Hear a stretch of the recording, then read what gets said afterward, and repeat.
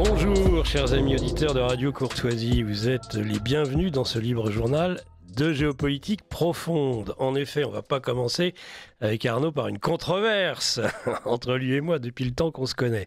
Bonjour d'ailleurs, mon cher Arnaud, et merci pour cette réalisation. Je t'en prie, mon cher Nicolas. Voilà, de même, je remercie Sylvie qui sera au standard pour répondre à vos questions, observations, remarques, aussi obligeantes ou désobligeantes qu'elles soient. Ça est la règle du jeu et elle nous les transmettra comme je les transmettrai moi-même, si nécessaire, à nos invités du jour. Je serai assisté de personne aujourd'hui, j'ai pas de chance. Voilà, je serai tout seul. Je n'ai ni mon directeur de publication, Raphaël Beslu. On l'aura la semaine prochaine dans le studio. Bonne nouvelle. Et puis Lara Stam, qui avait affaire ce matin.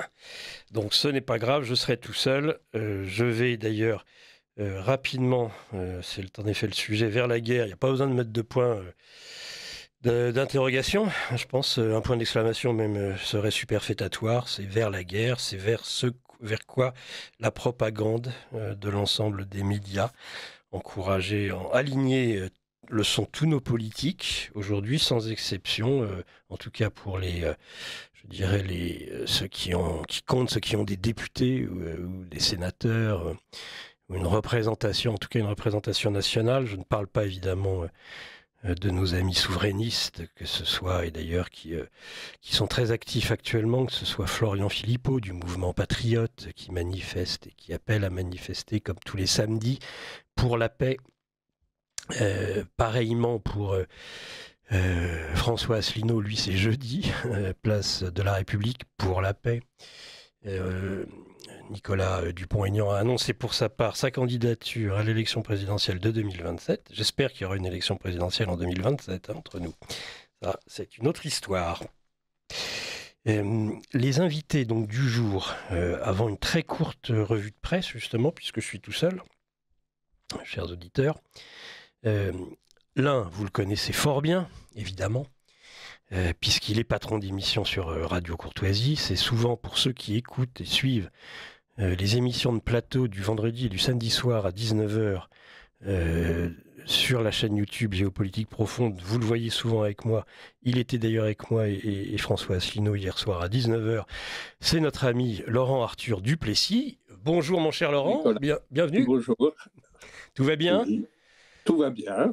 Je vois que vous avez les moyens techniques maintenant les mieux développés, non seulement en termes de son, mais même en termes d'image. C'est magnifique.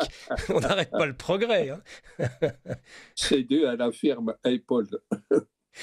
Très très bien. Ah oui, c'est ça. Ah bah écoutez, voilà, je crois que comme quoi, parfois on a des beaux cadeaux. Je crois que c'était à Noël que vous avez... Oui. Donc, sans trahir votre intimité.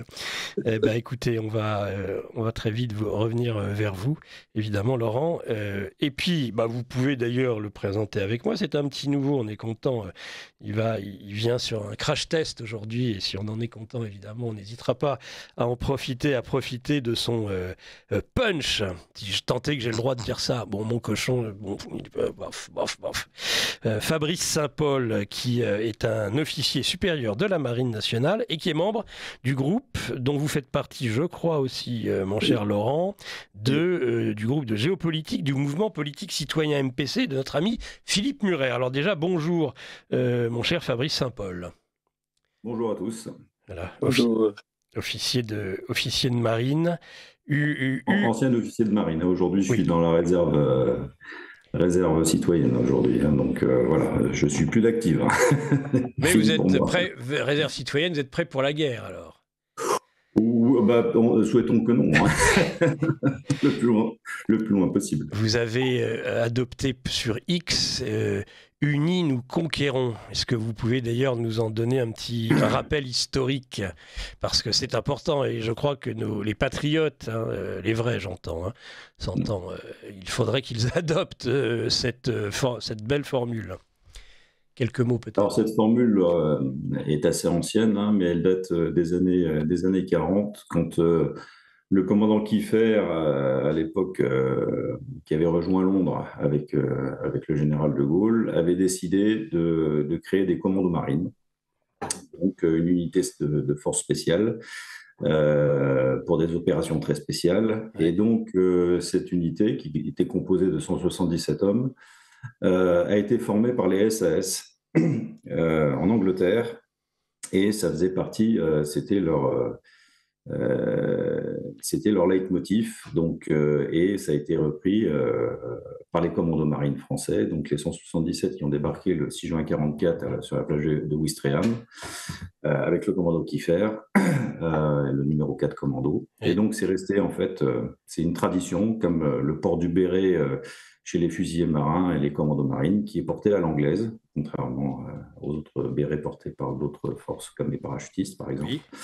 Et donc voilà, c'est tradition. Donc la marine, respectant ses traditions et ses anciens, a conservé, en tout cas pour les commandos marines, de façon générale, ce leitmotiv. Voilà.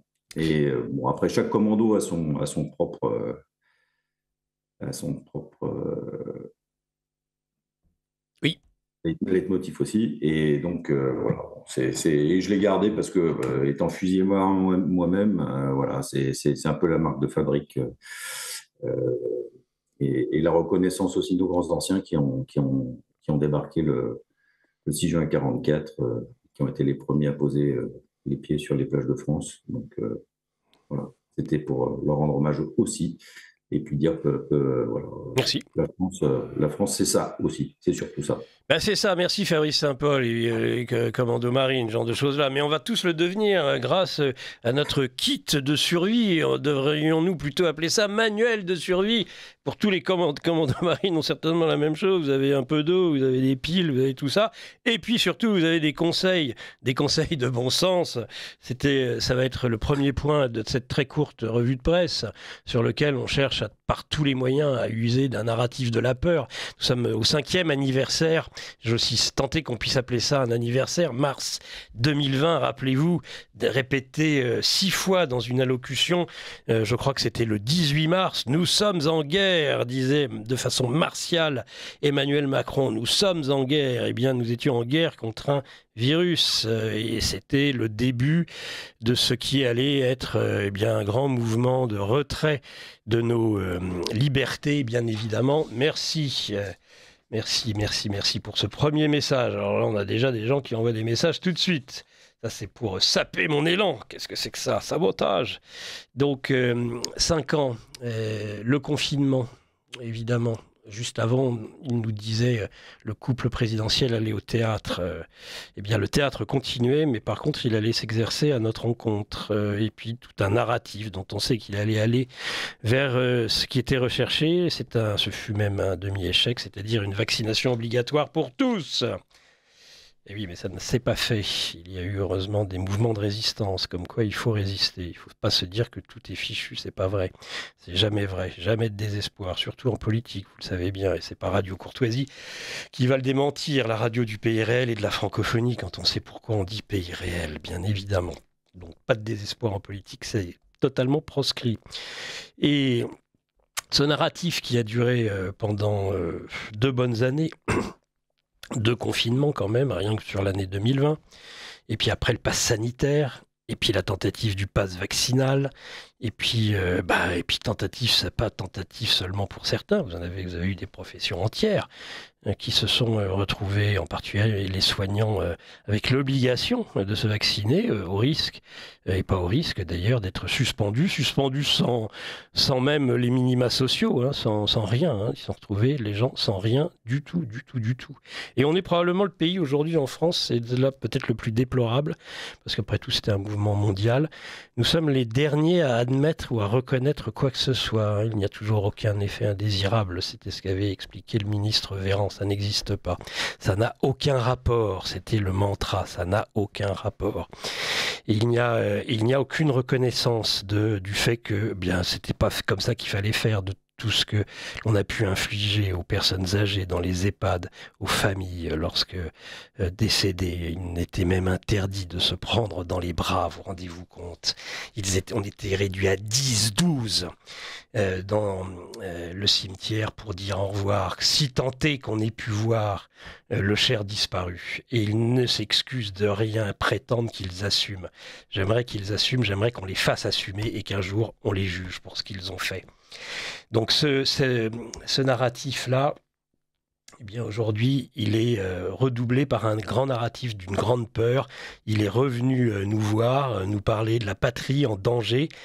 Mes bras m'en sont tombés quand j'ai entendu Emmanuel Macron à la télévision, vêtu tout de noir, nous dire, lui le président de la Startup Nation, lui le cosmopolite, lui le mondialiste, faire un appel à la patrie. Ça, vraiment, c'était culotté, c'était gonflé. Alors il paraît, selon les sondages, bon, on pense qu'on veut des sondages, que ça fonctionne très très bien. Et donc il y a, pour essayer de reboucler dans le réel ce pur fantasme de la menace existentielle russe, vous avez bien un petit manuel de survie qui vient d'être envoyé, et le plus drôle évidemment, et je terminerai là-dessus, de toute façon les commentaires je les laisserai à nos invités sur le sujet, c'est évidemment ce qui a fait rire toute la toile, à savoir, si vous voyez, chers auditeurs, un champignon nucléaire par la fenêtre, surtout n'oubliez pas de bien fermer la porte. Et j'ai envie de dire, si vous pouviez même mettre un coup de verrou, vous serez encore mieux protégé, indéniablement. Je vois Arnaud qui en rigole, qui se gondole, il a bien raison, c'est quand même assez inimaginable. C'est inouï, mais c'est comme ça. Donc ça, c'était le premier point. Deuxième point sur lequel je vais aller vite. Ben oui, tiens, ça va me donner l'occasion de faire une très courte publicité pour le magazine de géopolitique profonde, revue confidentielle, c'est la numéro 22. Vous avez de la géostratégie, de la technoscience, du mondialisme, de la macro, des placements, avec bien pour ceux qui sont habitués aux matinales de géopolitique profonde, qui sont très complémentaires d'ailleurs avec les matinales de Richard de Sèze tous les matins, du lundi au vendredi, sur Radio Courtoisie bien évidemment. Eh bien vous avez Sylvain Ferreira, qui est notre permanent du mardi, géopolitologue, Marc-Gabriel Draghi, c'est le vendredi, Claude Janvier, c'est le lundi, des gens comme Laurent Ozon, Jean-Michel Vernochet et beaucoup d'autres. Donc une semaine de gratuité dans sa version papier comme numérique. Vous avez accédé ainsi à des formations en ligne en matière de décentralisation financière. Ah bon? Pourquoi décentralisation financière? Alors qu'il y a des nouveaux fonds assurance vie, des PER, comment les Français vont pouvoir placer leur épargne pour financer le réarmement de la France? Et évidemment, donc ce sont des prêts à 5 ans, à 10 ans. La probabilité que vous retrouviez même un centime de vos placements, et je tends à le dire, tend vers 0. Indéniablement. Mais voilà, il faut participer, Français, au grand réarmement de la France. On pourrait, depuis les assignats jusqu'à l'ensemble des emprunts d'État, faire une longue liste, et je pense que Laurent Arthur Duplessis pourrait s'en amuser, et de la façon dont à chaque fois ça a fort mal tourné. Je lui poserai la question là-dessus sur le plan historique. Et bien voilà, nous avons 450 millions d'euros tout de suite, avec un ticket d'entrée à 500 euros, et vous allez pouvoir, au travers BPI France, entre autres, des BPI France Défense, des nouveaux fonds d'investissement. Ils se sont réunis à Bercy, il y avait BlackRock, il y avait tout le monde. Ça, vous n'avez pas besoin de le savoir, vous avez juste, chers Français, à donner vos bons sous, et ils vont s'en occuper. Ils ont déjà endetté à hauteur de toutes les générations qui viennent de 3 000 milliards. Ça, ils sont arrivés au taquet, donc il ne leur reste plus que votre épargne. Donc, votre épargne, soit vous leur accordez, et puis par exemple avec le livret A, dont on rappelle quand même qu'à l'origine, ça finance, si je ne me trompe beaucoup, le logement social, mais ce n'est pas grave, nous serons bientôt tous réduits à être sous les ponts, comme les migrants. Voilà, à mon avis, le destin que nous réserve cette belle élite cosmopolite qui nous dirige. Donc vous, si vous ne voulez pas qu'on flèche l'ensemble de votre épargne, de vos assurances vie, qui est réduite à peu de choses, semble-t-il, si le champignon nucléaire, vous le voyez un jour, voilà, je pense que ce sera terminé. Mais aussi pour ceux qui seront vos ayants droit. Donc après tout, donnez-le tout de suite, ça sera plus simple. Voilà, donc des produits d'épargne. On nous explique même que finalement, elle n'est pas sale.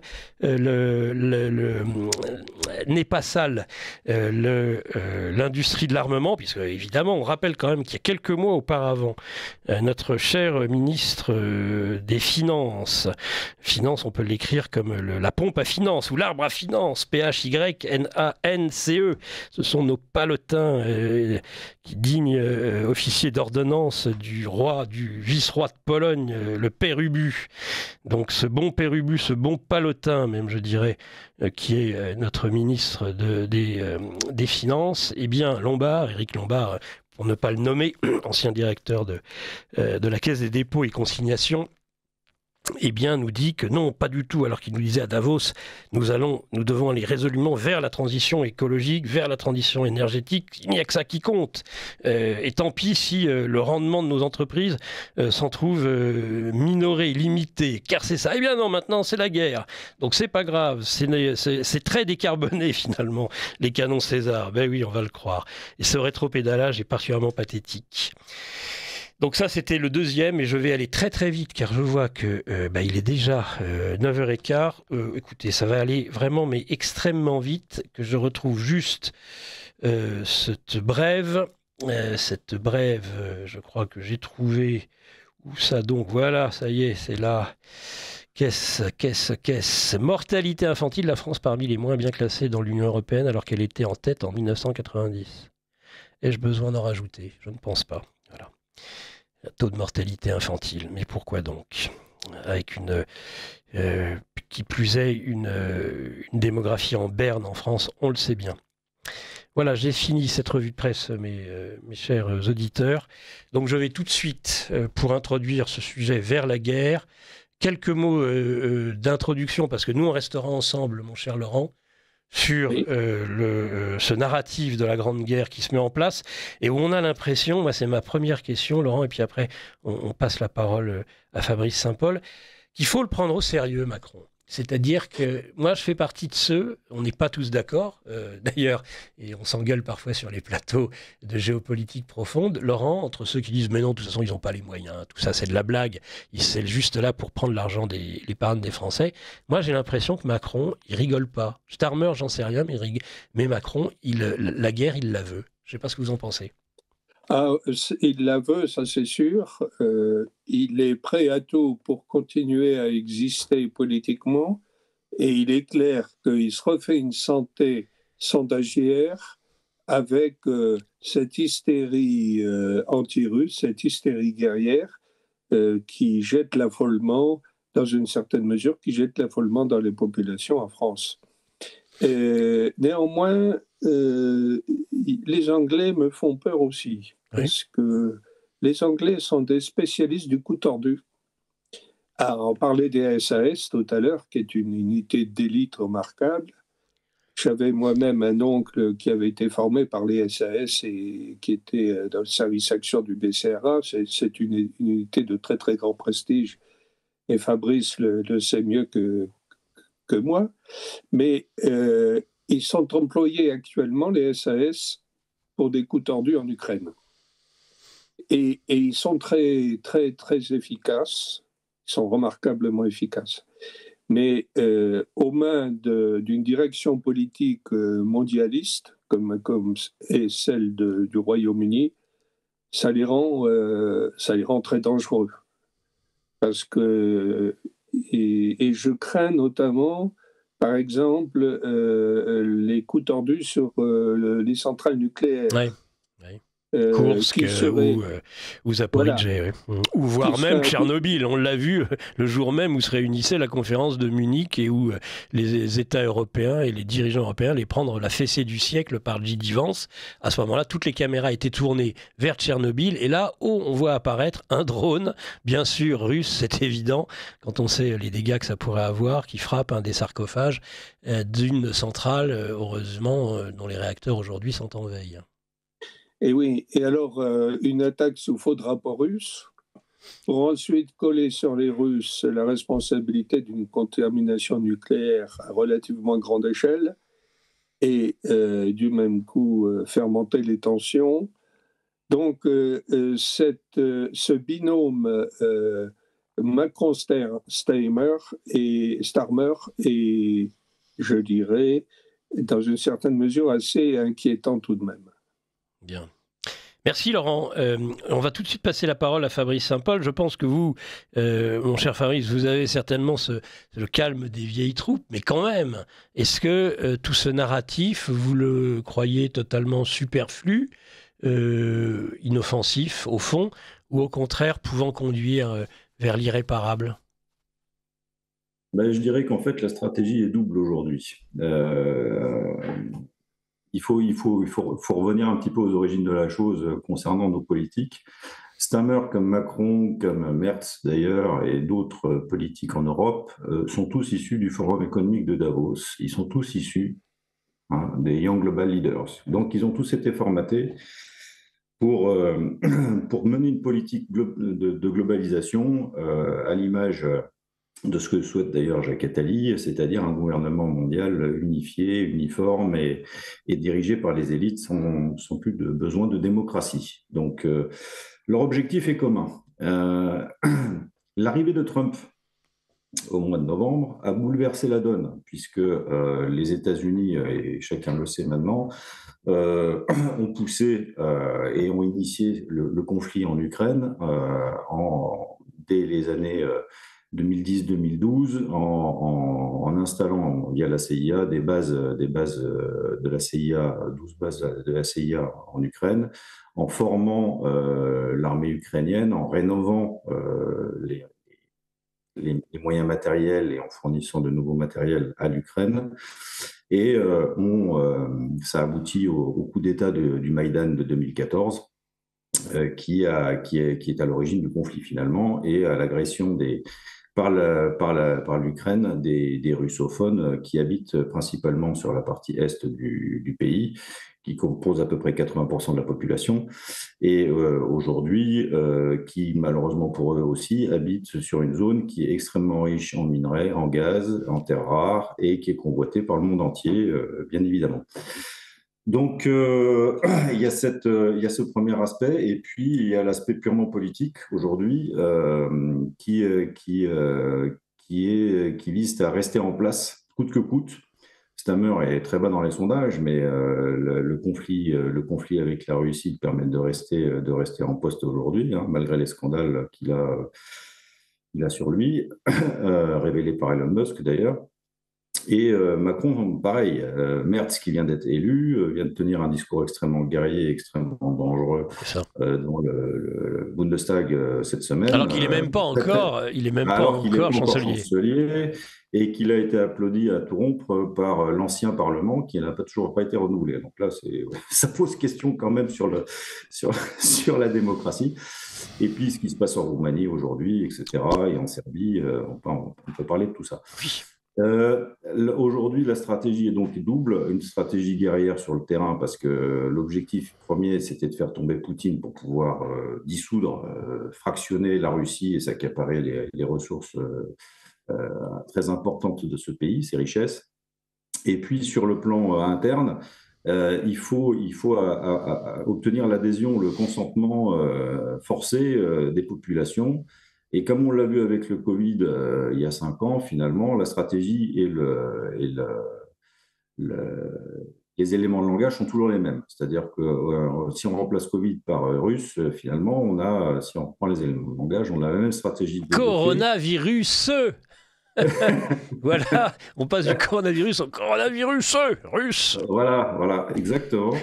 Et donc aujourd'hui, c'est la stratégie de la peur. Et on l'a vu à chaque fois. Macron, en 2022, lors de l'élection présidentielle, n'a pas fait de campagne, quasiment pas, et finalement s'est fait élire sur cette même stratégie, puisque le conflit ukrainien venait de commencer. Et que beaucoup de Français se sont dit je vais voter pour lui parce que sinon, si on le remplace alors qu'il y a la guerre, potentiellement il y a un risque. L'année dernière, quand il a dissous l'Assemblée nationale, non pas sur un coup de tête comme beaucoup de gens le disent ou le prétendent, mais c'était calculé et voulu, il a agi pareil par phénomène de saisissement et d'effroi en essayant de reprendre la main sur le jeu politique, puisque quelques semaines avant, il avait discuté de cette stratégie avec Ursula von der Leyen, qui avait vendu la mèche dans une interview qu'elle avait accordée à Bild au mois de juin, juste avant les élections. Donc en fait, c'est une stratégie qui lui permet de conserver le pouvoir en semant le chaos.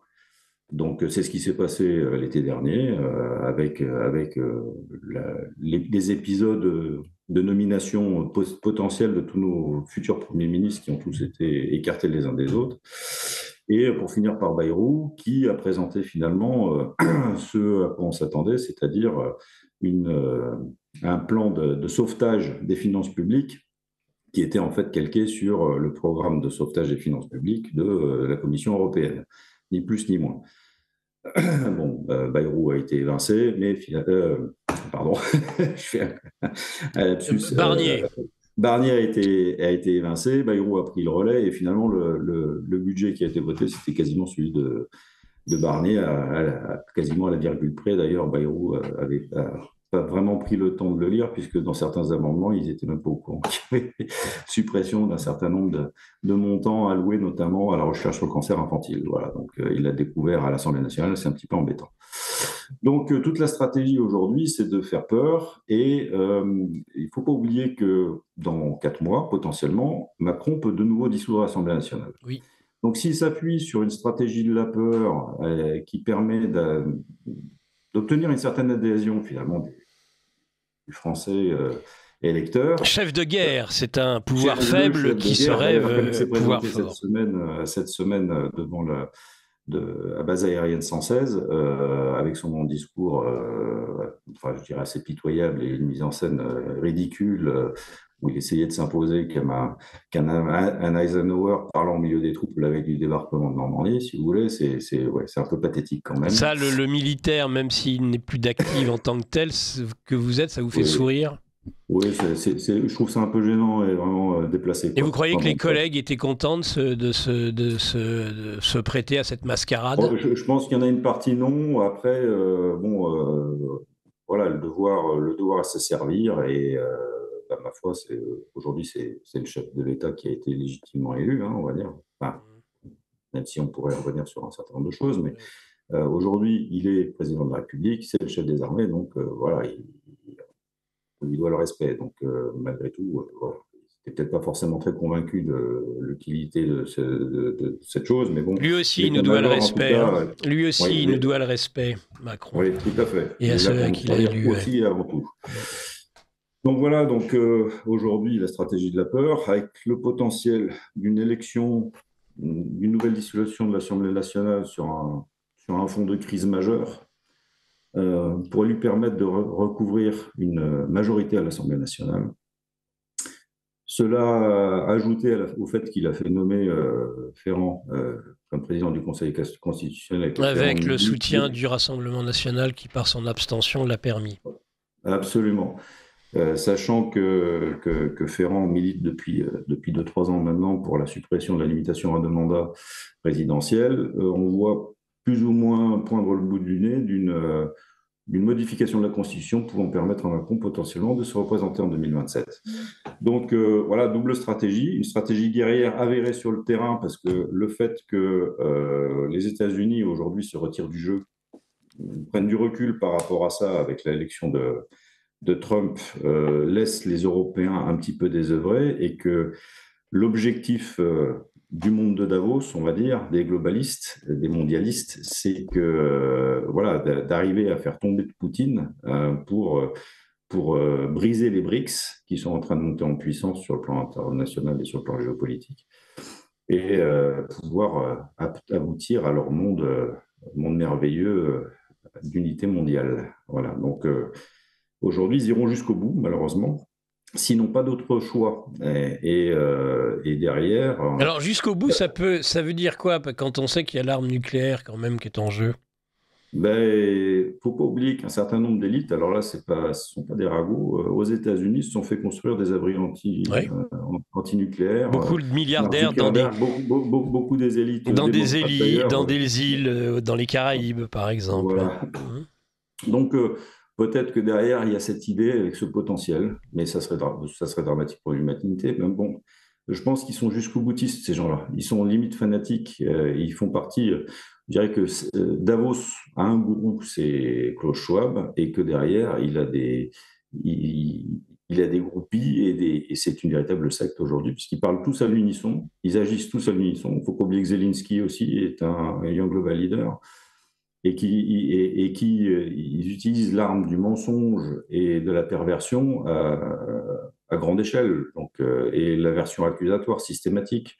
Encore ce matin, Macron accusait la Russie de finalement pas vouloir la guerre parce qu'ils ont répondu à l'attaque de Zelensky de ces derniers jours sur une base aérienne stratégique russe et sur les conduites de gaz, la dernière conduite de gaz qui alimente l'Europe en gaz russe. Et Poutine a répliqué en attaquant des centres de stockage sur le secteur d'Odessa, détruisant par là même des missiles moyenne et longue portée fournis par les Américains. Donc, vous croyez que le bombardement avec des drones sur la base de Ems, justement, où vous avez des Tupolev, des bombardiers stratégiques, c'est le fait simplement des capacités militaires ukrainiennes, ou justement ce dont parlait notre ami Laurent Arthur Duplessis se valide, c'est-à-dire qu'il y a des coups tordus aussi et une aide étrangère éventuellement des Anglais. Façon, il est évident que là, ils ont bénéficié de l'aide globale, le guidage. Et alors, drone, j'ai des doutes sur les capacités de destruction des drones, parce qu'on l'a vu sur Moscou. Finalement, ce sont des petites charges explosives, parce qu'ils pour aller aussi loin, ils ne peuvent pas emporter de grosses charges destructrices. Oui. Là, la base est à 700 km de la frontière ukrainienne, donc même si tant est qu'ils les aient fait partir à la limite de la frontière, ils ne pouvaient pas transporter de grosses charges. Donc, je pense à mon avis, à condition que l'enquête le prouve, mais à mon avis, c'est pas ça qui a été utilisé, c'est plutôt des missiles moyenne longue portée. Attaque MS ou Scalp ou Storm Shadow. Voilà, avec les capacités donc des Occidentaux pour les guider. Bah oui. Ça, c'est sûr qu'il y a des servants dans ces cas-là, on le sait. Ah bah oui. Non, mais là, puisque les Taurus, c'est ce que disait dans les captations de messages entre le chef d'état-major allemand, disant que ils ne voulaient pas les Allemands faire la même chose que les Français et les Anglais, c'est-à-dire s'ils livraient des Taurus, être obligés d'en être aussi les servants et les techniciens. Laurent Arthur Duplessis, on va vous laisser réagir par rapport à tout ce que vient de dire Fabrice Saint-Paul, si vous le voulez bien. Eh bien, je suis tout à fait d'accord avec Fabrice Saint-Paul sur cette analyse, certes peu réjouissante. Et en effet, il faut bien considérer que les négociations, notamment entre les Américains et les Russes, vont durer longtemps. Et évidemment, cette longue durée va probablement être émaillée de tentatives de sabotage de la paix par justement les Français et les Anglais. Et tout ça avec un téléguidage par l'État profond américain, parce qu'en effet, Trump, certes, a entrepris de développer une maîtrise de cet État profond américain, mais celui-ci constitue un ensemble énorme, gigantesque. Déjà, le monde du renseignement américain, qui est un État dans l'État, emploie à peu près 800 000 personnes. Il y a 17 agences de renseignement. Alors, Tulsi Gabbard a été nommé à la tête de cette immense pyramide. Oui. Mais pour en explorer les profondeurs de cette pyramide, il va falloir déployer une énergie extraordinaire. Elle en a beaucoup. On vient de le voir avec la déclassification des derniers dossiers, même s'il va falloir du temps pour les traiter, sur l'assassinat de JFK, de John Fitzgerald de Kennedy, où on se rend compte qu'il y a des CIA dans la CIA, des États dans l'État. J'en dirai pas plus parce que c'est pas le thème du jour, mais en effet, il va falloir explorer toute cette pyramide. Alors justement, pour les dossiers de l'assassinat de Kennedy, j'ai cru comprendre, mais Fabrice va peut-être corriger ça, qu'il y a 20% quand même des données qui sont biffées, qui sont masquées encore. Ah oui ? Oui, il me semble qu'il n'y a que 80% qui va être consultable. Alors, je ne sais pas, ça demande à être vérifié sans doute, mais il y a de la résistance, quoi. Ouais. Et c'est vrai qu'il y a des dossiers explosifs qui sont mis au grand jour. Il y a la question du Covid et de l'industrie pharmaceutique. Il y a d'autres dessous qui vont être mis à jour. Évidemment, tout ça induit dans l'état profond un sentiment évidemment de révolte et de sabotage de ces entreprises d'éclaircissement. Je dois dire que ce que je crains beaucoup, c'est que Trump fasse encore l'objet d'une tentative d'assassinat, mais qui, cette fois-ci, soit véritablement conduite par je dirais, avec un grand professionnalisme. Vous avancez beaucoup, là, quand même, Laurent. Ben, c'est une crainte.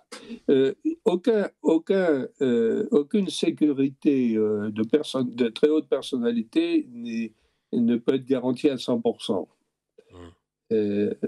On se souvient que Reagan avait pris une balle qui aurait pu le tuer. Et Dieu sait si Reagan avait un service de protection rapproché extrêmement étoffé. Et néanmoins, il a quand même été atteint par un tir.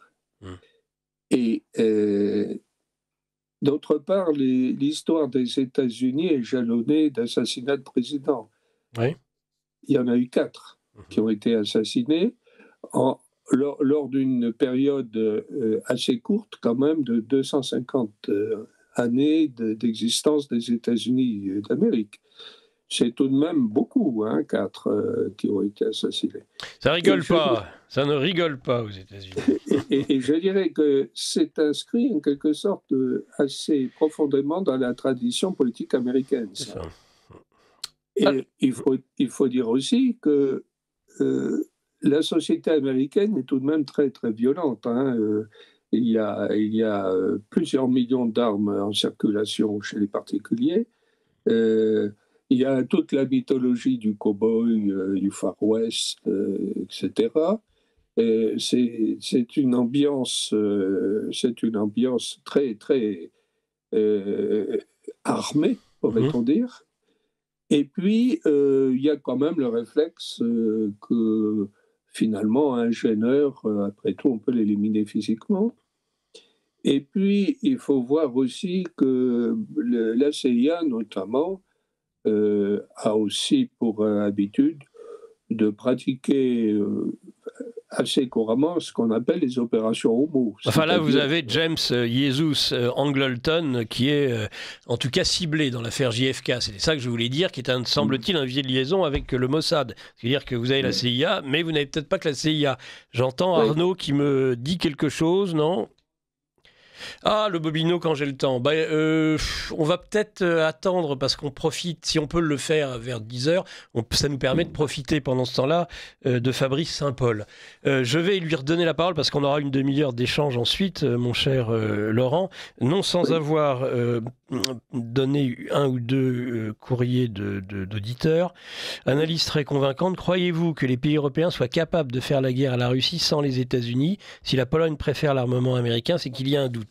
Vous allez pouvoir répondre à cette question, Fabrice Saint-Paul, mais auparavant, à un auditeur, cher Nicolas, Philippot, Asselineau, Dupont-Aignan et les autres, tous divisés, chacun sa manif, alors que les fauteurs et promoteurs de guerre sont tous unis. La droite, la plus bête du monde, se porte à merveille, hélas, bien courtoisement. On connaît en effet cet auditeur et ses idées. Moi, j'ai eu, pas plus tard que cette semaine, dans des matinales, les 3. Il n'en reste pas moins très convaincant qu'on veuille et qu'on souhaite qu'un jour il converge, surtout si le danger est plus manifeste.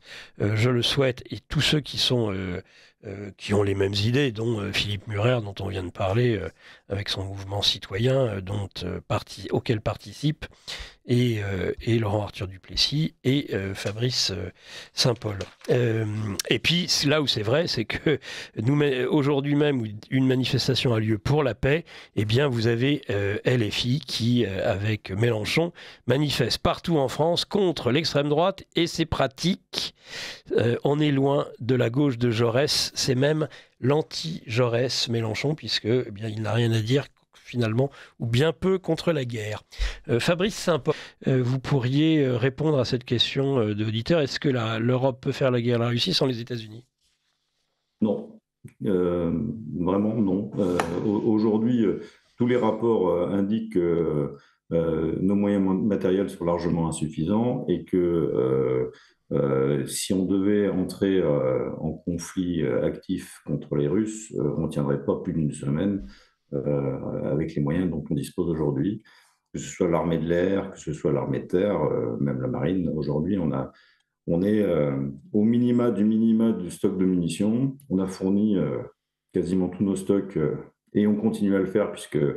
Lecornu a donné ordre au directeur des arsenaux d'ouvrir les portes pour fournir le maximum de munitions à l'Ukraine dans les plus brefs délais pour pouvoir lui permettre de maintenir une position plus ou moins stabilisée sur le front dans le cadre des négociations pour éviter d'avoir à perdre trop de terrain. Non, aujourd'hui, on n'a pas les capacités, l'Allemagne non plus. Depuis la chute du mur de Berlin, finalement, l'Occident s'est ramolli sur le plan stratégique. Ça coûte cher déjà d'avoir une armée efficace et bien fournie. Ça coûte très cher. Et aujourd'hui, il faut savoir par exemple que les lignes de production du Charles Leclerc ont été fermées il y a quelques années et que pour les remettre en route, il faudrait au minimum 2 ou 3 ans, reformer le personnel pour pouvoir fabriquer les blindés. Aujourd'hui, on a vendu 135 entreprises stratégiques aux États-Unis, dont Excelia et puis là, plus ou moins récemment, LBM, qui fournissaient des composants stratégiques, notamment pour le Rafale ou les sous-marins nucléaires français. Donc c'est parti aux États-Unis. Donc aujourd'hui, produire un Rafale, ça va devenir compliqué parce que sans l'autorisation des Américains, malheureusement, on n'aura pas les composants qui sont nécessaires pour faire voler les avions ou faire naviguer nos sous-marins. Donc ça devient très compliqué, finalement, aujourd'hui. Et la soi-disant souveraineté ou patriotisme économique et stratégique de Macron n'est qu'une façade, puisqu'en fait, aujourd'hui, il a dépecé la France de toutes ses pépites et savoir-faire, à commencer par Alstom, puisqu'il a œuvré à l'époque. Oui. Il faut savoir que si on a eu un problème d'approvisionnement en électricité il y a 2 ans, au début du conflit avec l'Ukraine, c'est parce que les Américains, en ayant racheté Alstom Energy, ont récupéré les brevets de fabrication des pièces de remplacement des turbines vapeur et qui nous avaient interdit de les produire. Donc en fait, on s'est retrouvé avec des centrales nucléaires qui étaient à l'arrêt parce que les Américains nous ont empêché de les produire. Donc aujourd'hui, on est dépendant des Américains de toute façon pour tout. Et il ne faut pas se faire d'illusions. C'est une stratégie aussi agressive de la part des États-Unis. Avec la collaboration de nos dirigeants. Et ça, si j'écoute jusqu'au bout ce que vous dites, on est sur de la haute trahison. Absolument, mais c'est de la haute trahison dans la mesure où aujourd'hui, en fait, c'est tout calqué sur l'État profond. On vend des entreprises à des petits amis. Et c'est toute la stratégie de l'État profond aujourd'hui. Sauf que l'arrivée de Trump a tout bouleversé.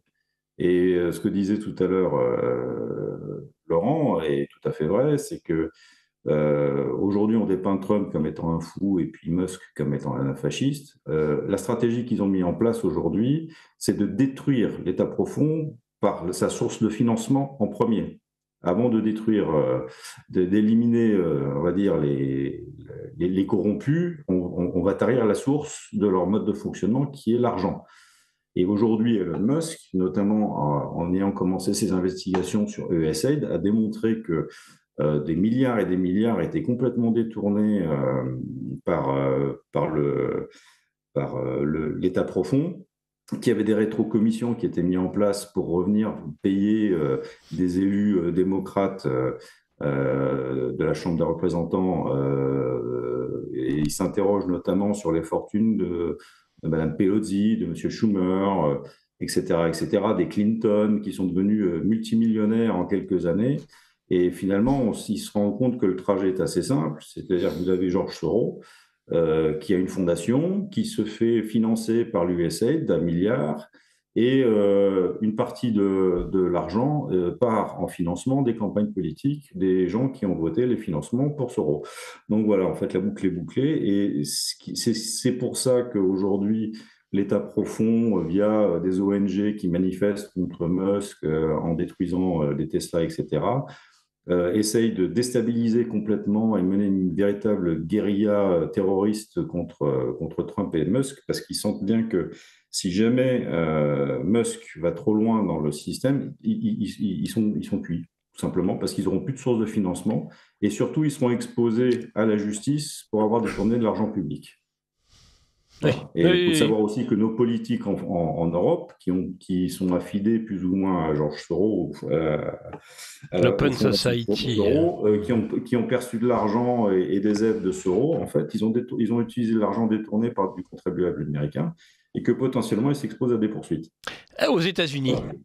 Aux États-Unis. Ça, c'est intéressant ce que vous dites. Aux États-Unis. Non, pas aux États-Unis, en France, en Europe. Il faut savoir mais les États-Unis peuvent aussi, ils ont une extraterritorialité. Si demain les tribunaux américains, mais moi c'est ça que j'aimerais voir, parce qu'en France, il ne faut absolument pas rêver. En l'état, c'est pas nos tribunaux. Par contre, on a déjà vu, et d'ailleurs quand c'est nécessaire, vous aviez un directeur d'Alstom qui a été, dès qu'il a mis un pied aux États-Unis, il a été mis en tôle. Moi j'aimerais voir ça demain. Tous ceux des médias, les patrons des grands médias, des grands journaux, qui ont touché de l'argent, vous avez parfaitement raison de le dire, de l'USAID ou de Soros ou de Gates, qui a été financé à l'origine par l'argent du contribuable américain, mais qu'on les arrête, ces patrons de journaux. Mais oui, j'ai raison. Donc effectivement, je rejoins un petit peu Laurent sur le risque potentiel et pour Trump et pour Musk d'une tentative d'attentat contre eux. Aujourd'hui, parce que... Ou Musk, contre Musk. Vous avez vu que Musk lui-même semble dire, attention, si je vais trop loin, c'est tellement considérable ce que je peux voir que ils attenteront à ma vie. Non, tout à fait. Tout à fait. Donc aujourd'hui, ils s'en prennent à lui en manipulant les cours de bourse de Tesla, ils s'en prennent à lui en s'attaquant directement à son entreprise. Et voilà, en fait, c'est une opération de chantage et ils essayent de le faire rompre sur ce sujet-là. Mais je pense que, a priori, ayant identifié le personnage, il ira jusqu'au bout parce qu'il est déterminé. Aujourd'hui, il s'est senti investi d'une mission, comme Trump d'ailleurs, de nettoyer la corruption. Donc, ils vont y aller. Hein. Ils vont, quitte à risquer leur vie. Et vous avez merci Fabrice Saint-Paul, un auditeur. Peut-on avoir la liste? Alors ça, moi, je ne l'ai pas. Des 500 associations qui sont contre l'extrême droite et qui les financent. Merci. Bon week-end, fin de semaine au Canada, me dit... Ça, on est en train de parler, je suppose, des manifestations aujourd'hui.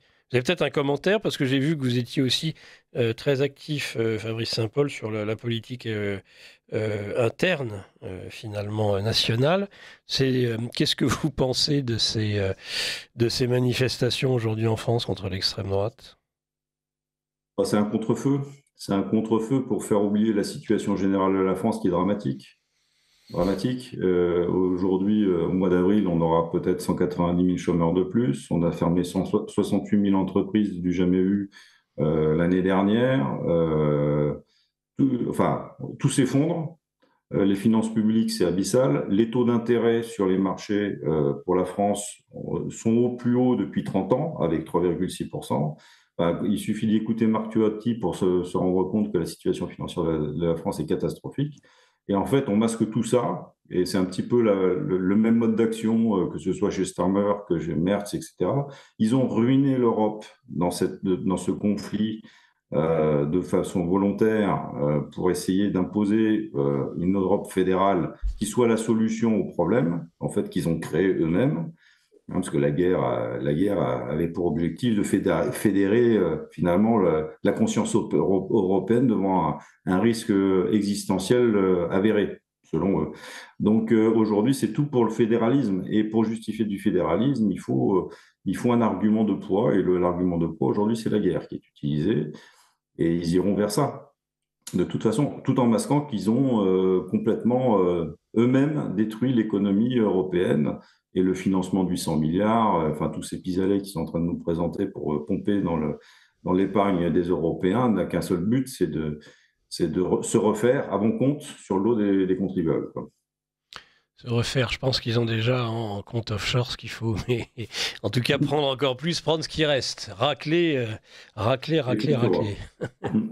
Laurent, Arthur Duplessis, une intervention. Oui, tout à fait. C'est pour ça que, hélas, les mois qui sont devant nous sont des zones de grand danger sur le plan du risque de guerre. Oui.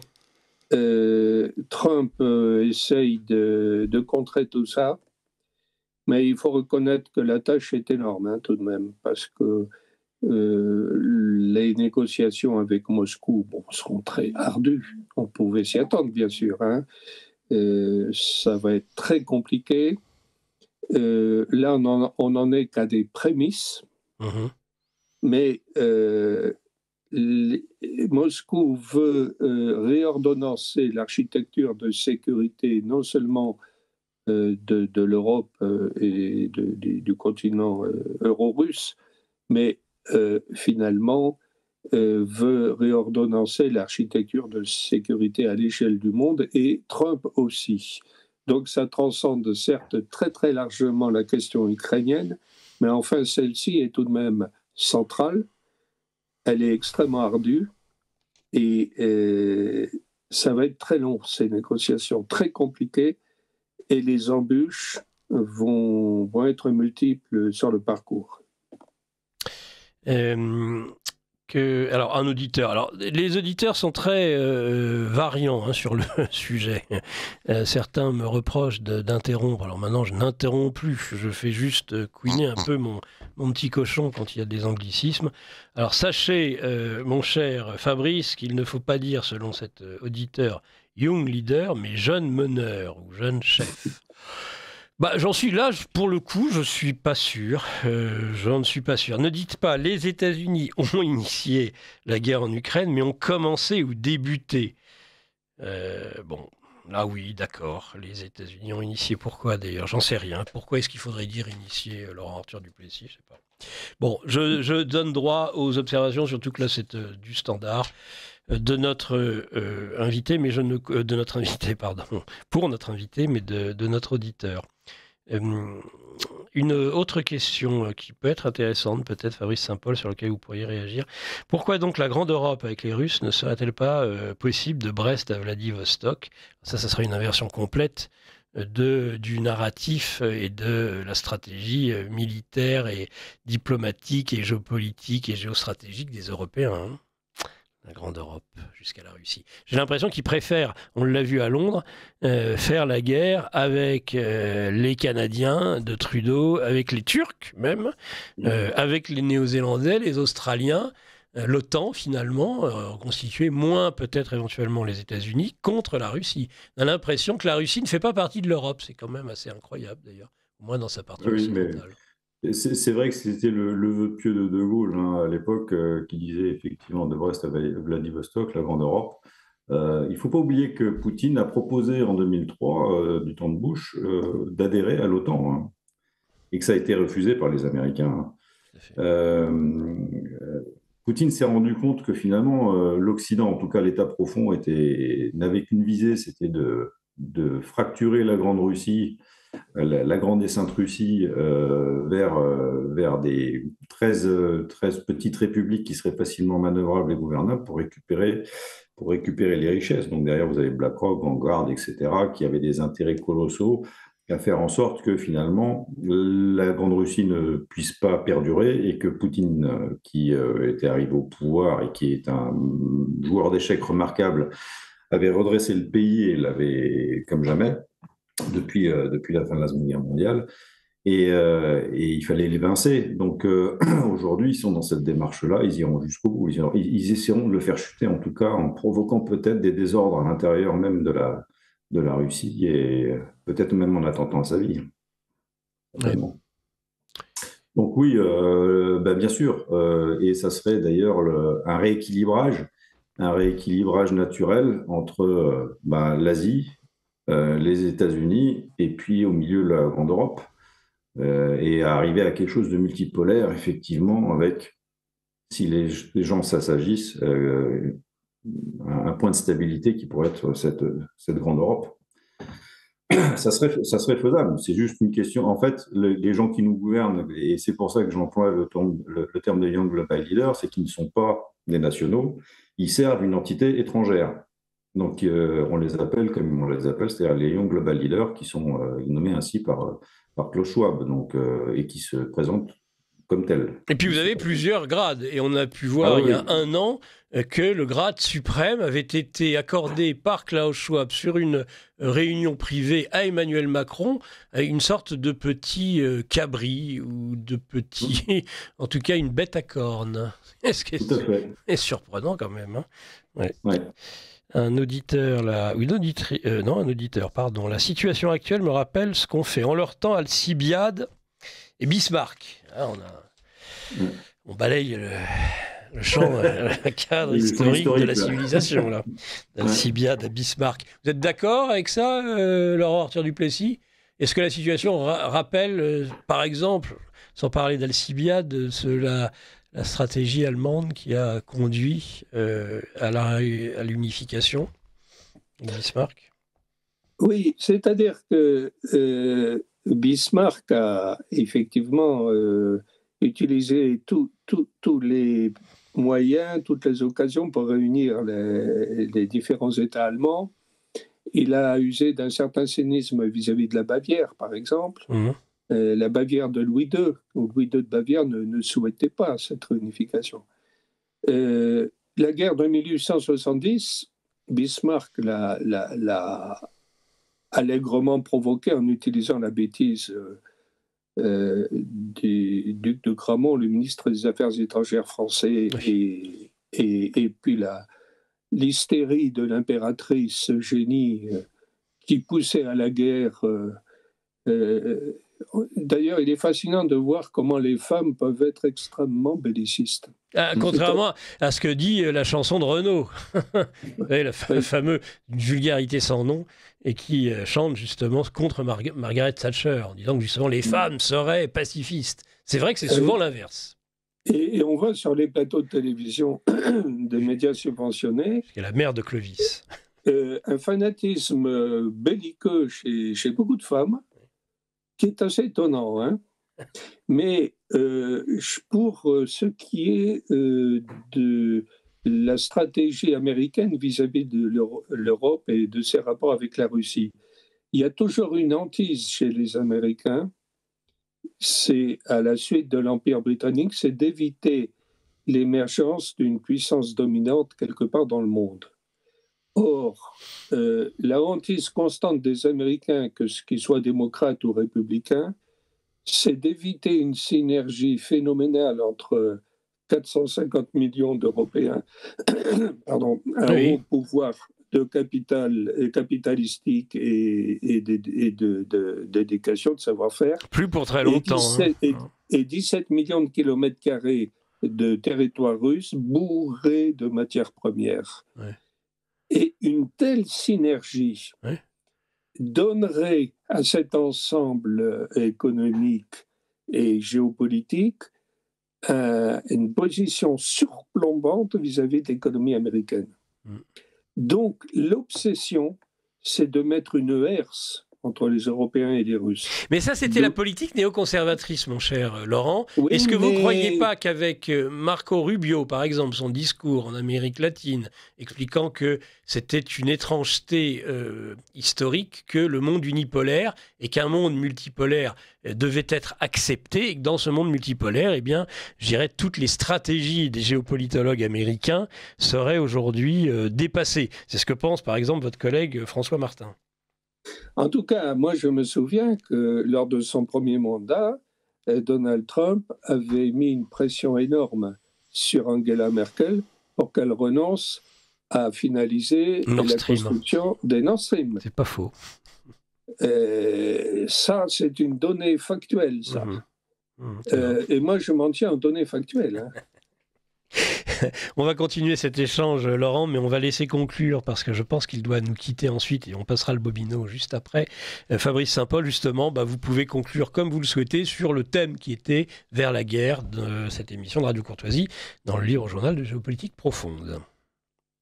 Alors, je dirais simplement quelques mots. Je dirais à mes compatriotes et concitoyens, réveillez-vous. Il est encore temps pour arrêter l'escalade du pire.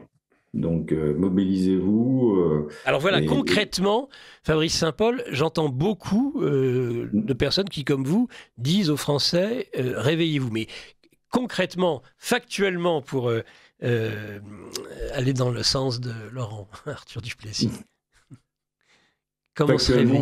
Alors, c'est sûr qu'aujourd'hui, vu le paysage politique, c'est compliqué, parce qu'il est complètement fragmenté, notamment chez les souverainistes, et qu'il faudrait que les égos se taisent un petit peu et qu'on pense d'abord à l'intérêt supérieur de la nation. Voilà, c'est ce que j'aurais à dire, en tout cas, à nos chers âmes politiques, que ce soit François Asselineau, Philippot, Dupont-Aignan. Arrêtons de nous regarder le nombril. L'intérêt supérieur de la nation prévaut avant tout et que il faut s'effacer. Il faut s'effacer et porter un seul et unique message. Voilà. Il faut s'effacer derrière Philippe Murer? Non, je plaisante, je rigole. Pas forcément, pas forcément. En fait, si vous m'entreprenez là-dessus, la différence du mouvement... Ah oui, il va rester un peu plus longtemps. Ouais. Allez-y, Fabrice. La différence avec les autres mouvements, c'est que le mouvement politique citoyen, il n'y a pas forcément une tête d'affiche. C'est un ensemble de personnes qui, tout bord politique confondu d'ailleurs, en fait, on n'est pas forcément souverainiste. D'ailleurs, vous prenez un Alexis Poulain ou un Didier Maisto, ils sont souverainistes. Ils sont pour une France unique et une vraie nation. On n'est pas souverainiste, ça ne veut pas forcément dire de gauche ou de droite, ça veut dire attaché à des valeurs, attaché à une nation, attaché à un pays, attaché à sa population, à son histoire, à sa culture. Voilà ce que c'est. Donc aujourd'hui, il faut effacer, je dirais, ces contours qui ont été créés de façon artificielle pour stigmatiser ou écarter tel ou tel mouvement en l'ostracisant avec le fameux extrême droite. C'est pas ça. Aujourd'hui, il faut dépasser tout ça et que les personnalités aujourd'hui qui sont en avant, parce qu'elles sont publiquement connues, s'unissent pour une fois dans l'intérêt de la France et des Français. Bien. Merci beaucoup de cette participation. Fabrice Saint-Paul, officier de marine, on le rappelle, et donc membre du parti qui regroupe des souverainistes, en effet. Rappelez-moi son nom, s'il vous plaît, parce que là, je n'ai pas mes notes. Le mouvement politique citoyen. MPC, mouvement politique citoyen. Faut que je me mette dans la tête. C'est vrai que c'est un acronyme de plus. Bon, écoutez, longue vie au MPC. Et surtout, bonne continuation à vous, Fabrice Saint-Paul. Merci à vous. De vous être rendu disponible. Au revoir. Au revoir. Merci. Au revoir, Laurent. À bientôt. Au revoir, Fabrice. On reste ensemble, chers auditeurs de Radio Courtoisie, et on se retrouve avec Laurent Arthur Duplessis juste après ce très court bobino. Laurent Arthur Duplessis, patron d'émission aussi sur Radio Courtoisie. Pour aller au-delà de ce que nous avons vu avec Fabrice Saint-Paul, est-ce que les jours qui viennent, on le sait, donc en fait, si François Asselineau, par exemple, fait une manifestation place de la République jeudi, c'est que, on n'est pas que dans le narratif avec Macron. Ils se réunissent, il y a une sorte de volontaire, cette notion de volontaire d'ailleurs, pour aller combattre à l'Est, ça peut rappeler de bien sombres heures de l'histoire de France, Ces volontaires qui sont allés en 1944 combattre à l'Est, en France, c'était pas ce que dont je dirais, nos mondialistes donneurs de leçons peuvent le plus se revendiquer et se gargariser. Pourtant, on a l'impression que c'est la même chose, comme c'est la même chose ce réarmement allemand. Est-ce qu'on est en train de revivre finalement, avant, plutôt que de parler de Bismarck ou d'Alcibiade, ce que nous avons vécu en 40-45. Et d'ailleurs, vous qui êtes l'auteur de La Troisième Guerre mondiale a déjà débuté. Est-ce que finalement, moi j'aimerais vous poser une question un peu différente. Est-ce que vous croyez, Laurent Arthur Duplessis, que la Seconde Guerre mondiale est terminée quand on voit finalement des Van der Leyen, par exemple? Oui, alors effectivement, on peut voir un prolongement de la Deuxième Guerre mondiale, mais force est de constater que les grandes transformations politiques sont extrêmement belligères.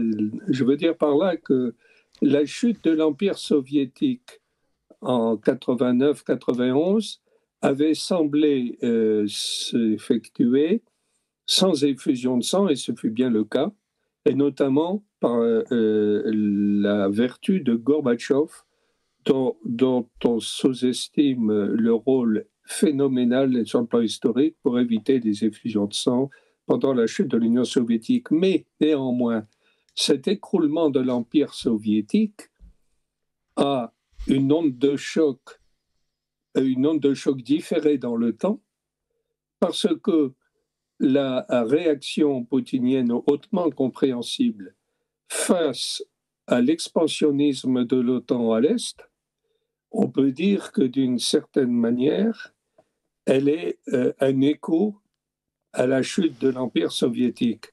Et que finalement, les conflits, les tensions belliqueuses, etc., émergent maintenant avec un différé de 3 décennies. Et comme quoi, aucun bouleversement gigantesque ne peut faire l'économie des tensions militaires, des tensions internationales dangereuses. Et là,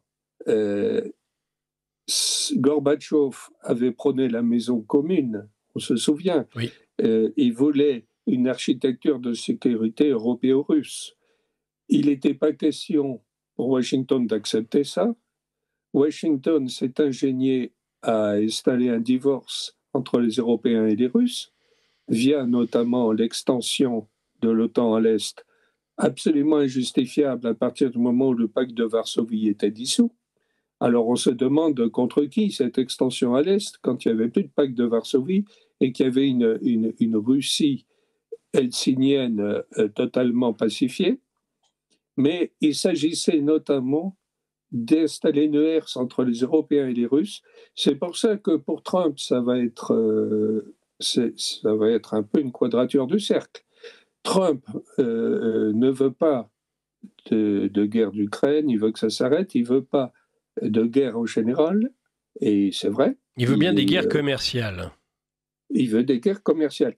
Mais qui ne finissent pas en guerre militaire, justement. Pour lui, ce n'est pas un concept indépendant, en tout cas. J'ai l'impression que les néoconservateurs, on l'a dit avec un certain nombre d'intellectuels et d'invités sur différents formats sur géopolitique profonde, qu'il y a chez les néoconservateurs une espèce de concept distinct. C'est-à-dire que la guerre n'est pas la continuation de la politique par d'autres moyens. Mais par contre, en tout cas pour ce qui concerne les néoconservateurs, alors que chez Trump, on a l'impression que de toute façon, il voudrait la bannir, en tout cas rester en deçà de la guerre militaire. Voilà. Il ne professe pas un messianisme idéologique, démocratique, entre guillemets, etc. Néanmoins, comme je disais tout à l'heure, dans son premier mandat, il avait fait pression pour empêcher l'aboutissement des Nord Stream. Pourquoi ? Parce que c'est America First, donc une Europe gonflée aux stéroïdes gaziers russes, il n'en voulait pas à l'époque. Je doute qu'il en veuille plus maintenant. Et il y a là effectivement un paradoxe. il veut la détente avec les Russes, mais il ne veut pas que les Européens en profitent. C'est-à-dire notamment, il y a une chose qu'il serait parfaitement techniquement possible de faire, c'est de rétablir le fonctionnement des gazoducs Nord Stream. On a évalué à peu près à 635 millions de dollars les travaux de restauration des gazoducs, des 3 tuyaux détruits. Il en reste un qui pourrait fonctionner d'ailleurs. Et qui pourrait tout de suite fonctionner. Hein. On peut ouvrir les robinets maintenant. Hein. Ce serait déjà pas mal. Et puis alors, en mettant la somme que je viens d'énoncer sur les 3 autres tuyaux, on aurait, au bout de 6 mois, je crois, de travaux, la possibilité de revitaliser complètement l'industrie allemande et européenne avec à nouveau l'arrivée dans les tuyaux de ce gaz naturel russe, très bon marché. Or, on sait que l'énergie, c'est le sang de l'économie. Récemment, le patronat et le patron de Saint-Gobain, je crois, a expliqué que le coût de l'énergie, alors de l'énergie électrique, donc en France, est prohibitif pour l'industrie. Il est certain que l'arrivée dans les tuyaux à nouveau du gaz russe déflaterait énormément le coût de l'énergie en Europe et donnerait un coup de fouet à nouveau extraordinaire à l'industrie européenne. Mais, je ne suis pas certain que Trump ait envie de cela. Hein. C'est pour ça que autant je suis très, très heureux de voir sa lutte anti-wokiste, mais autant moi je n'aurai pas d'illusion sur son aménité concernant le destin économique de l'Europe. Hein. Justement, Laurent, cet auditeur, tout d'abord merci Nicolas pour la grande messe du samedi matin, même si ce matin j'aurais aimé un éditorial un peu plus long. Oui, mais alors certains me reprochent que c'est trop long. Alors c'est pareil qu'avec les anglicismes, je comprends, mais je suis un peu tiraillé là. Je ferai une revue de presse plus longue, promis la semaine prochaine. Je suis plus optimiste, me dit cet auditeur, que Laurent quant à l'éventualité d'une guerre ou d'un assassinat. Des personnages comme Poutine, Trump, Musk, Vance sont guidés et protégés par la source. Et même si l'un d'entre eux était éliminé physiquement, il serait aussitôt remplacé. Je suis plus inquiet, par contre, ça va dans votre sens, pour l'avenir des Européens, maintenant que la cabale a traversé l'océan. Tout l'argent dont elle a besoin sera prélevé en Europe dorénavant. Oui, vous savez un petit peu, c'est moi je dis en riant que l'État profond a maintenant un gouvernement en exil qui a élu domicile à Bruxelles. Et en tout à fait. Et alors, à Bruxelles, et puis il est fascinant de constater la résurrection du Royaume-Uni, si je peux dire, en termes d'influence. Comme quoi Londres reste un épicentre du mondialisme. Oui. Et Londres est le siège de la City. Et la City de Londres reste une place financière. Contrairement à ce qu'on nous avait dit après le Brexit. Oui. Et voilà que les Britanniques ressurgissent comme défenseurs de la démocratie, entre guillemets, c'est-à-dire du mondialisme en réalité. Et voilà que l'Union européenne, son corset est en train de craquer, mais alors de craquer au profit d'un axe Londres-Paris et Prague, un axe belliqueux qui englobe ces 3 pays-là, et peut-être l'Allemagne qui s'achemine vers le déblocage de 500 milliards d'euros sur 10 ans, mais enfin, ça n'est pas encore fait en Allemagne, parce que, comme vous l'avez dit tout à l'heure, Nicolas, c'est toujours l'ancienne majorité qui est au Bundestag, et quant au chancelier, il n'est pas encore officiellement désigné, le nouveau chancelier, puisque les accords parlementaires pour le faire ne sont pas encore établis. Néanmoins, déjà, Merz, sans être encore officiellement désigné, a lancé l'Allemagne prétend lancer l'Allemagne sur la piste du surendettement. Du surendettement, de la mutualisation de la dette, tout ce que Karlsruhe, la Cour de Karlsruhe ne veut pas, ce que ses prédécesseurs n'ont jamais accepté, c'est-à-dire que la fourmi, enfin elle ne l'est plus depuis un moment, allemande pactise avec évidemment la cigale française. Ça, c'est tout à fait étonnant, cet ancien directeur Allemagne de BlackRock.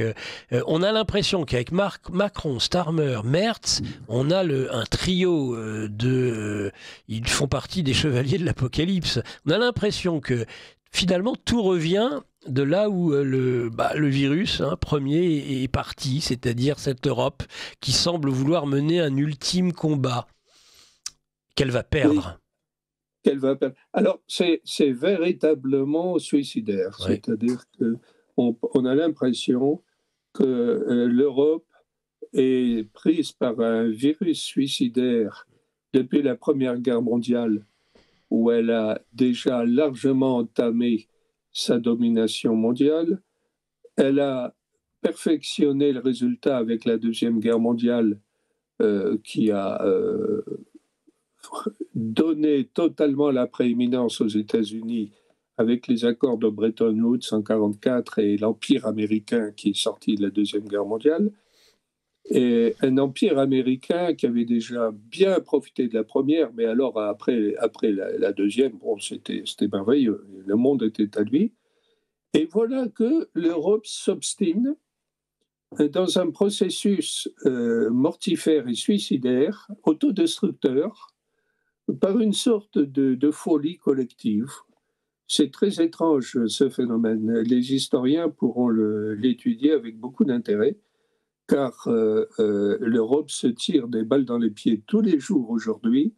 Elle se coupe du gaz russe, elle donne des sanctions économiques aux Russes qui la sanctionnent surtout elle-même et qui torpillent sa propre économie.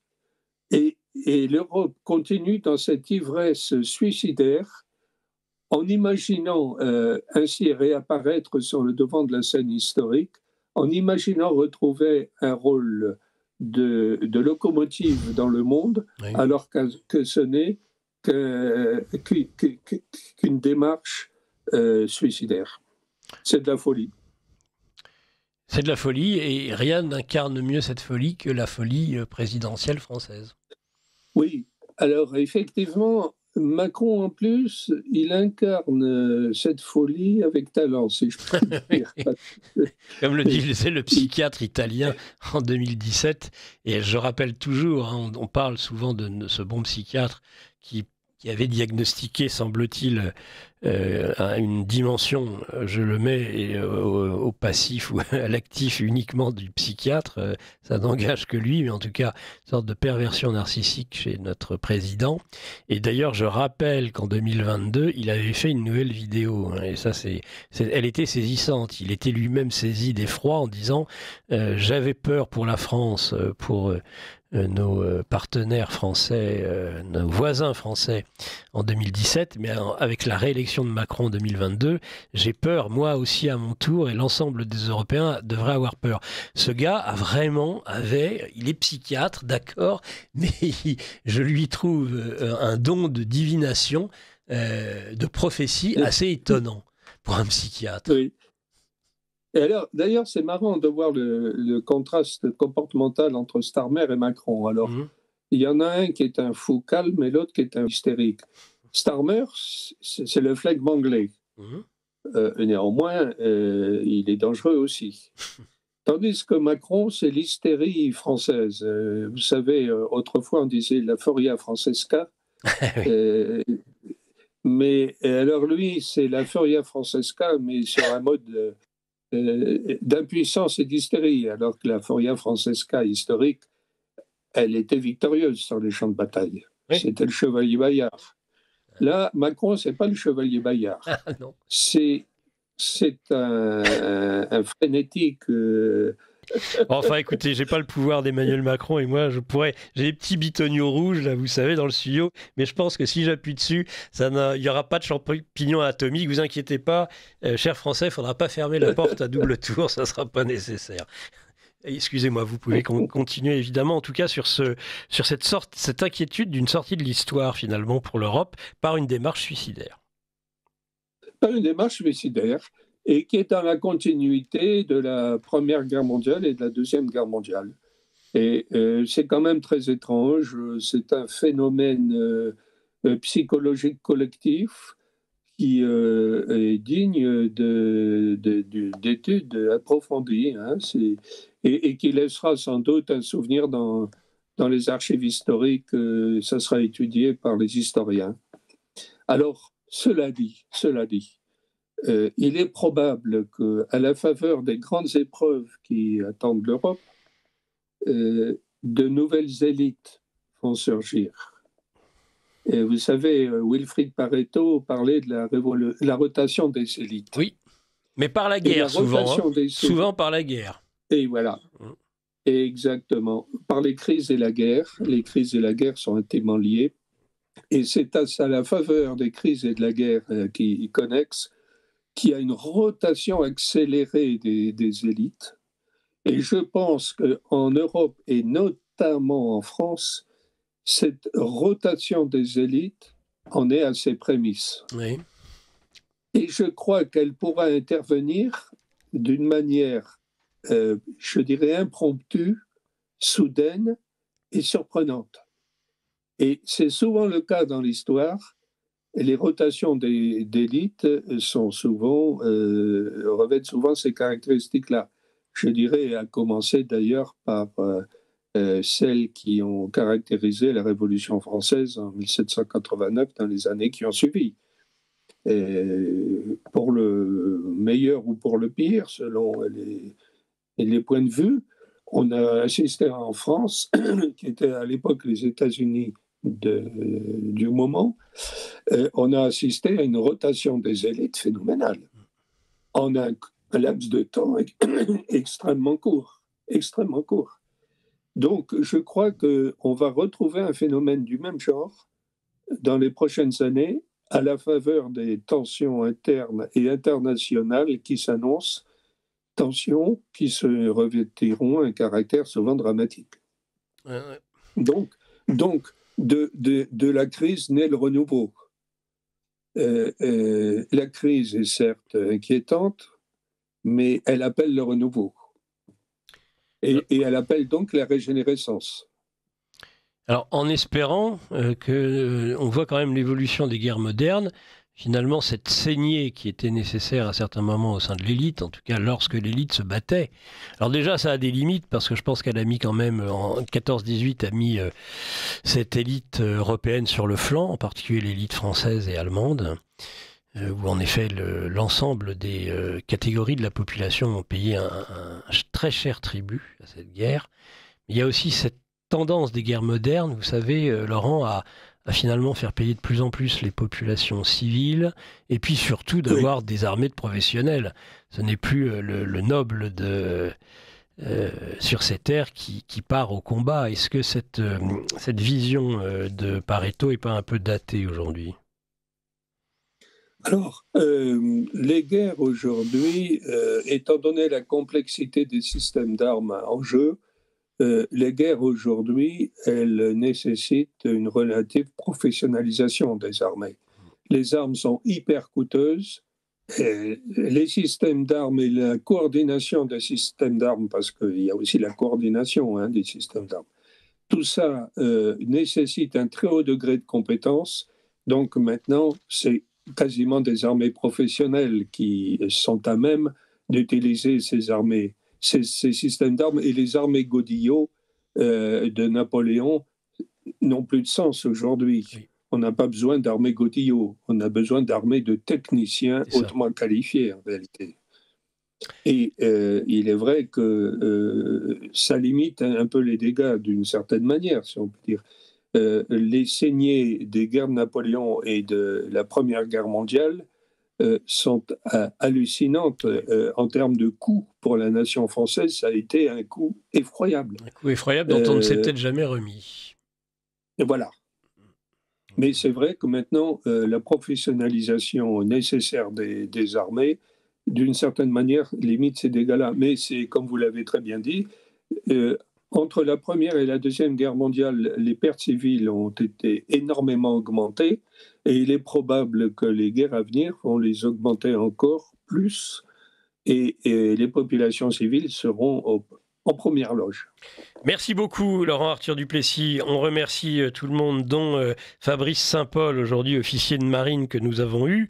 On remercie encore évidemment à la technique Arnaud et puis Sylvie au standard.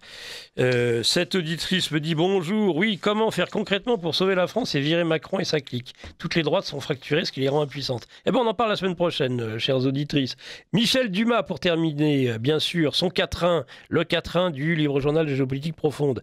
Pour qu'écurie d'Augias se retrouve pureté, en pleine vérité, mon Dieu, quelle âpreté. Or, peinture sur mer d'égale propreté, que timonier suprême et cure en dureté.